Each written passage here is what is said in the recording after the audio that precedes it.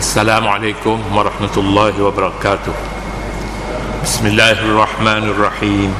Alhamdulillahi rabbil alamin. Wassalatu wassalamu ala asyrafil mursalin Sayyidina Muhammadin wa ala alihi wa sahbihi ajma'in. Subhanaka la ilma lana illa ma 'allamtana innaka antal alimul hakim. Wa la hawla wa la quwwata illa billahil aliyyil azim. Saya diperingatkan untuk membaca ayat sebelum ni yang tertinggal, iaitu 221. Saya janji hari ni nak baca. A'udzubillahi minasyaitanir rajim. Bismillahirrahmanirrahim. ولا تنكحوا المشركات حتى يؤمن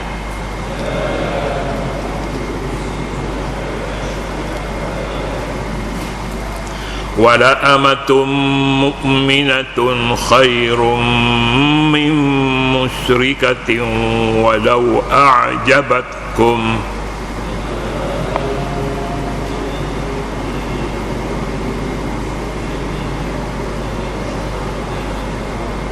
ولا تنكحوا المشركين حتى يؤمنوا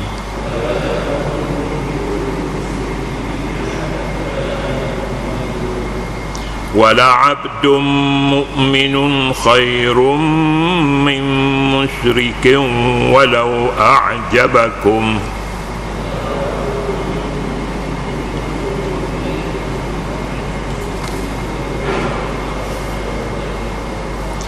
أولئك يدعون إلى النار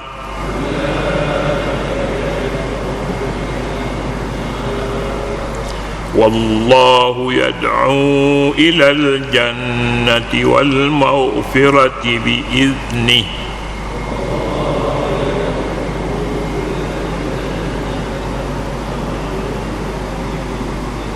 ويبين آياته للناس لعلهم يتذكرون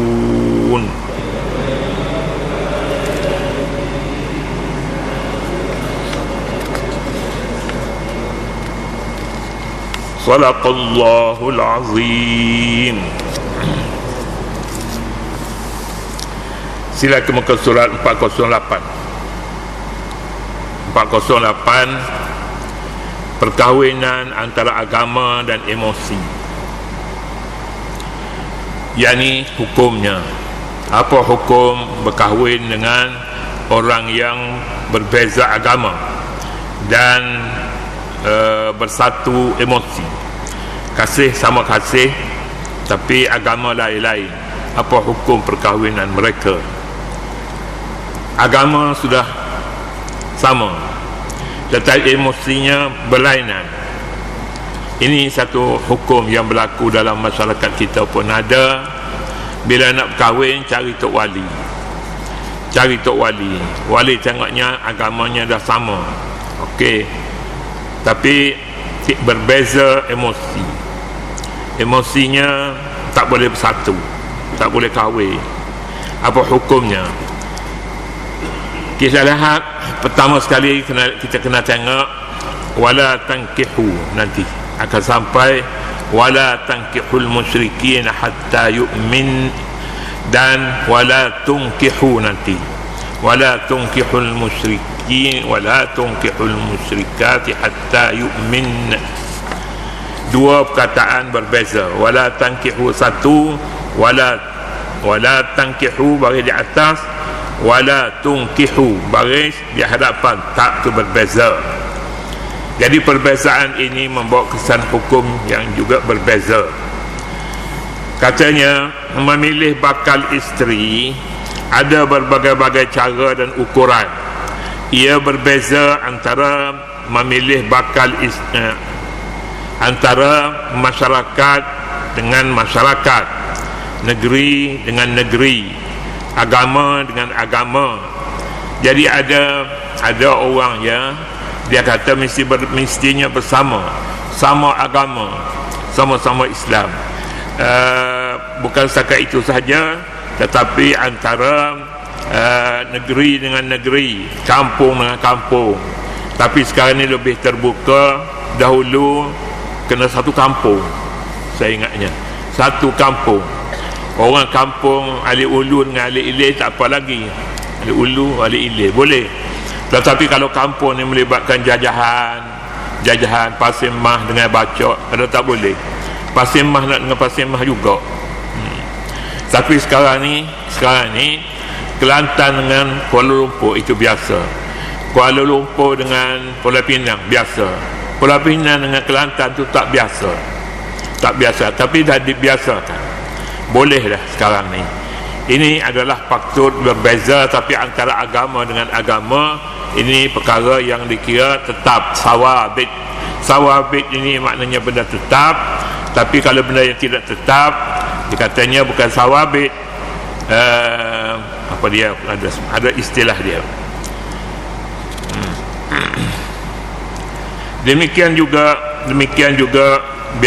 dulu tidak berbeza, kerana masyarakat lebih melihat lebih baik keluarga dengan keluarga. Kalau boleh kahwin dengan sepupu pun tak apa. Mengapa tak apa? Sebab harta dia tu tak meleleh keluar. Tak keluar harta tu, duduk berpusing di kawasan tu juga. Itu asalnya. Harta ni maksudnya tanah, rumah, itu hartanya sekarang. Dulu. Tapi sekarang ni harta dahulu tidak menjadi harta dah sekarang ni.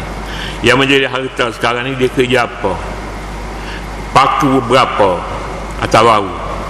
Ini yang akan menentukan dia sesuai atau tak sesuai, dijodohkan. Jadi katanya ia berbeza antara masyarakat dengan masyarakat, negeri dengan negeri, agama dengan agama. Masyarakat yang sentiasa berperang lazimnya mengutamakan sifat-sifat kepahlawanan, berani dan lebih berdaya tahan, kerana isteri daripada keluarga yang mempunyai ciri-ciri kepahlawanan, sentiasa kepahlawanan, lebih mampu menjaga anak-anak dan keluarga daripada bahaya yang menimpa mereka setiap waktu. Ada masyarakat yang memilih pasangan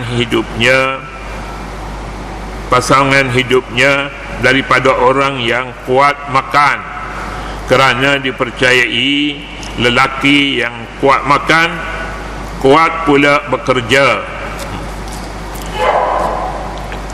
Itu pernah berlaku dalam masyarakat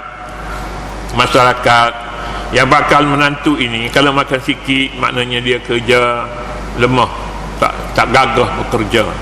Tapi kalau makan satu cupak misalnya, oh ini bagus ni buat menantu, sebab dia banyak tenaga.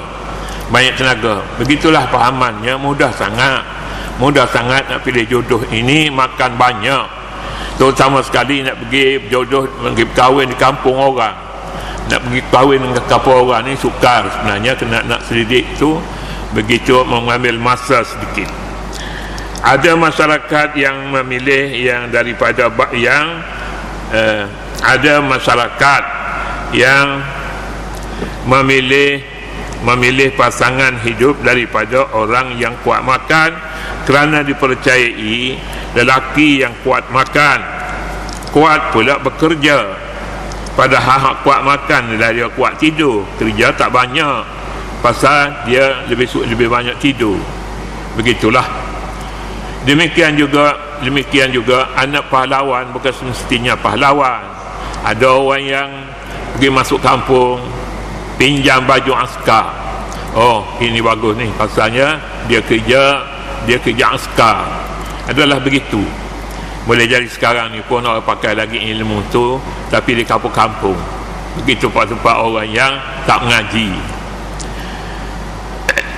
Masyarakat yang mendewa-dewakan keturunan, mendewa-dewakan keturunan dan memilihnya sebagai satu keperluan dalam hidup, tidak akan melangsungkan perkahwinan, melainkan setelah diteliti hubungan nasab dan mereka berpuas hati dengannya.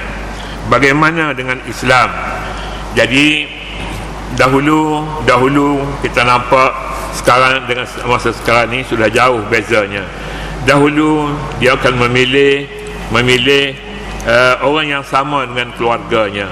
Dilihat dalam keluarganya siapa yang lebih baik orangnya, itulah yang dilihat pada bakal menantunya. Kalau makan banyak, anak-anak dia yang makan banyak ni kuat kerja, maka bakal menantunya akan dipilih daripada orang yang makan banyak. Banyak ni sekurang-kurangnya berapa satu pinggan kecil, dah itu sedikit, satu cupak makan, barulah dianggapnya banyak. Tapi dulu barangkali tidaklah banyak sangat. Orang sekarang kata makan sebanyak mana? Satu cupak segantang tak pernah dengar. Tapi zakat fitrah ukurannya satu gantang, kerana itu biasanya orang makan dengan keluarga, isteri dan anak-anaknya, satu gantang. Satu gantang Baghdad dulu disebutnya, satu gantang Baghdadi. Macam mana gantang Baghdad kita pun tak tahu, dah hilang di telan zaman. Zakat gantang Baghdadi, dia satu cupak Baghdadi, 4 cupak satu gantang. Ini orang semuanya belajarlah dulu, tiba-tiba nak pergi kahwin anak orang, kerja tak ada, tapi dia nilai dari makan, pakaian, gaji. Tapi sekarang ni orang tanya gaji berapa, yang main nak minta anak dia tak ada gaji. Tanya bakal menantu ada gaji, tak ada gaji, ada murah-murah. Masyarakat yang mendewa-dewakan keturunan baik. Bagaimana dengan Islam? Islam melihat ikatan perkahwinan sebagai ikatan untuk perjalanan hidup yang lebih jauh. Jadi itu sebabnya orang pilih jodoh untuk berkahwin ini bukan untuk 1, 2, 3 hari, tetapi untuk selama-lama, sepanjang umur. Jadi mestilah ada persediaan. Sekarang ni pun kalau di negara Arab yang kaya-kaya itu, ditanyanya apa dia tanya ada rumah, gajinya, maknanya persediaan anak dia ni, awak nak kahwin dengan anak saya, mestilah anda boleh perjalanan. Kalau ini disebabkan kepada perjalanan hidup ni jauh, bukan setakat setahun 2 tahun untuk mau hidup. Jadi wajar jugalah mereka pilih orang kaya. Salah kau pilih orang kaya? Tak salah pilihan orang kaya, tetapi pilihan orang kaya meninggalkan agama. Nabi kata limaliha, kerana hartanya, wa hasabiha, dan keturunannya, hasabiha walidiniha, agamanya pula, falfat bizatiddin, pilihlah yang beragama. Islam melihat ikatan perkahwinan sebagai ikatan untuk perjalanan hidup yang lebih jauh, tidak hanya setakat dunia yang berakhir dengan mati. Bukan setakat itu saja, panjang lagi lepas pada tu. Fikir-fikir tak habis. Umur berapa? Umur selepas kahwin adalah 40 lagi katanya, 40 tahun lagi. Biasanya lah 80 tahun. Sebelum kahwin 40, selepas kahwin 40 tahun. 40 tahun ni nak fikir alam akhirat boleh jadi tak habis. Dia nak fikir apa dia ni, nak fikir berjalan atas siratal mustaqim, merentas siratal mustaqim. Boleh ke tak boleh? Boleh ke tak boleh? Dia bayangnya jabatan kampung dia lah.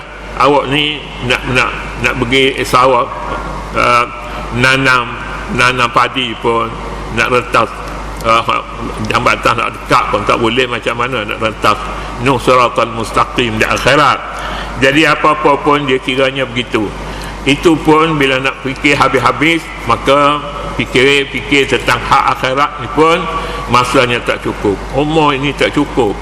Tapi kalau nak fikir secara mudah, bandingkan jabatan itu dengan jabatan di kampung kita, bandingkan perhimpunan di mahsyar itu dengan perhimpunan reformasi umpamanya lah. Laginya mana. Jadi mana-mana pemikiran yang lebih mudah untuk fikir, bandingkan dengan perkara-perkara yang berlaku di kampung dah. Gitu. Tetapi melihat perkara yang akan terjadi selepas mati, justru iman dan akidah tauhid perlu menjadi prasyarat sebelum sesuatu ikatan perkahwinan dihubungkan. Itu dia, kena tengok habislah ikatan perkahwinan, kena lihat akidah tauhidnya dulu.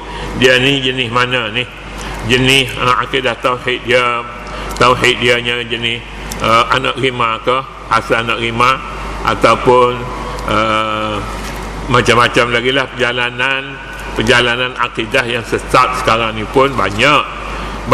Jadi dengan itu, jika dahulu pun mesti diambil berat tentang akidah seseorang untuk dijadikan menantu, apalagi lah zaman sekarang ni perlu diambil berat atas semuanya ini. Kalau tidak, kita beri anak kat dia, percuma je dia dapat mas kahwin pun lesak dia bawa pergi, dan dia sendiri pun duri. Sebenarnya duri dalam daging. Pasal apa? Dia mazhab dia ni bukan mazhab Syafi'i berapa ni, tidak, tetapi mazhab sesat. Mazhab sesat ni kita pun tahu juga, ada yang engkar hadis, ada yang macam-macam lagi lah namanya.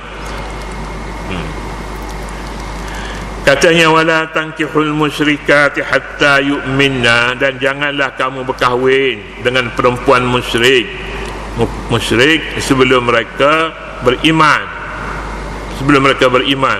Kalau musyrik itu dah beriman, dah bertukar agamanya, dulu syirik, dulu dia banyak benda-benda yang khurafat dia percaya, hantu jin tu biasa dah dia percaya. Tapi kalau bahan-bahan lain dia sembah juga, maka dia musyriklah.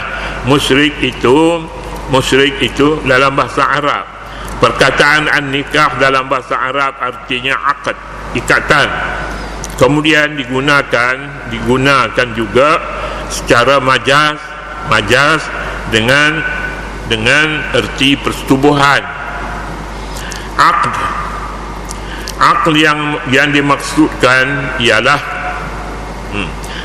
ikatan perjanjian untuk meneruskan kehidupan yang bermula dengan hubungan sebagai suami dan isteri.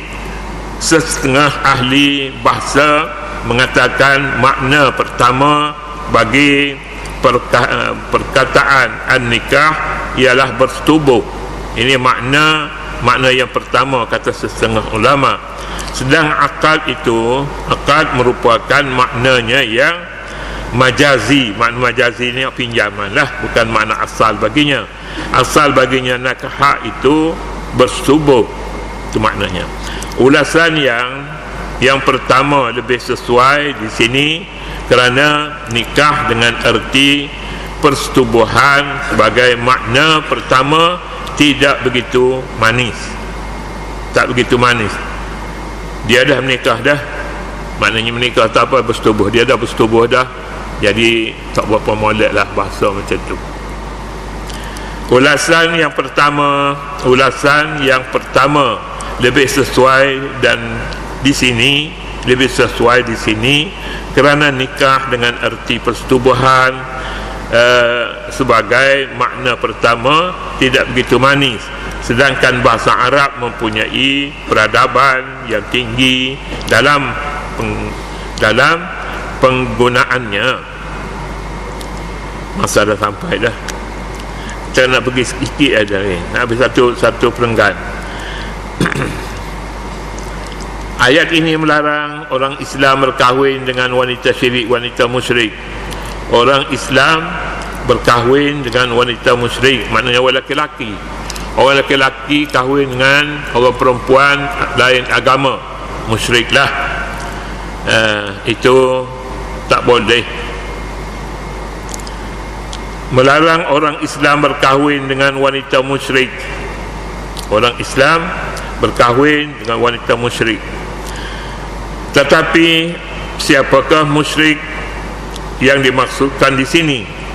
Pada zahirnya musyrik ialah orang yang mempersekutukan Allah Subhanahu wa taala secara terang-terangan, terang dan jelas, musyrik. Tapi kalau tidak jelas, itu namanya qazaf, tuduh. Kalau dah jelas, ada saksinya mengatakan dia kahwin dengan orang musyrik, maka itu terpasah, dia tak sah kahwinnya. Mereka menyembah berhala, ini orang musyrik. Memuja patung dan sembahan-sembahan selain Allah, itu musyrik. Ini tidak termasuk dalam erti kata musyrik, orang mempersekutukan Allah dengan cara yang tidak jelas, seperti pelaku bid'ah yang boleh membawa syirik, yang berdoa di kubur-kubur yang dianggap keramat, ini juga boleh membawa kepada syirik.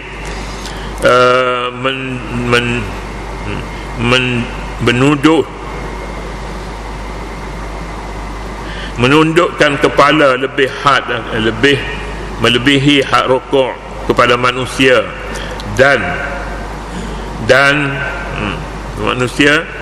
dan objek-objek tertentu, ditunduk kepala lebih daripada hak rokok kepada Allah Ta'ala. Ataupun kalau tidak, dia semua kepada objek-objek tertentu, batu, kayu, ini semuanya boleh membawa kepada syirik. Tidak termasuk juga kaum ahli kitab yang mendewakan Isa, ini tidak termasuk. Orang ahli kitab mendewakan Isa, Kristian lah, alaihi salam, sebagai Tuhan, atau Allah itu satu dalam tiga. Ini juga satu dalam tiga. Satu dalam tiga ni satu istilah Nasara. Satu dalam tiga, tiga dalam satu pun samalah juga. Al-Quran kerana